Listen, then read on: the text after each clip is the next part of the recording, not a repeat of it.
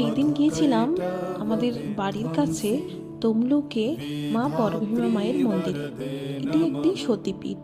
আর এখানে অনেক দিন ধরেই আমি চেষ্টা করছিলাম অন্নভোগ প্রসাদ খাওয়ার জন্য, কিন্তু সময় হচ্ছিল না, সুযোগও হয়ে উঠছিল না। কিন্তু সত্যি ফাইনালি সুযোগটা হয়ে উঠল। আমরা যেই দোকান থেকে প্রসাদ বা ঠাকুরের জিনিসপত্র কেনাকাটা করি, সেই দোকানেই কাকিমা আমাকে আগেরবারে নাম্বার দিয়েছিল। সেই নাম্বারেই ভোর থেকে উঠে ফোন করে দিয়েছিলাম, আর উনি কুপন রেখে দিয়েছিলেন। কুপনটা নিয়েছিল 110 টাকা করে। 110 টাকা করে আমরা 3টে কুপন নিয়েছিলাম 3জন খাওয়ার জন্য। আর এই কুপনের মধ্যে শোল মাছ পাওয়া যায় না।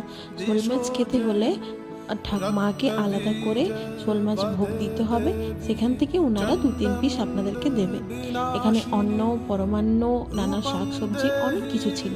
কথাই বলে না, ভোগ দর্শনে দুর্ভোগ।